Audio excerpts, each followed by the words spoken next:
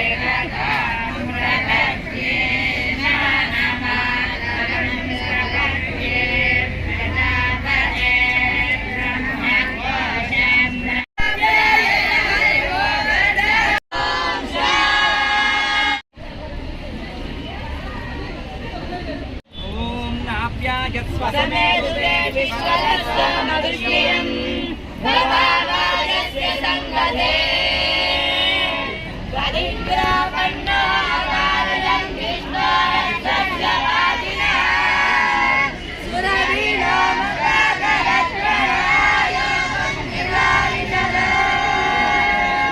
सुकरन्ति सुन्दरा नारी नन्दोदरी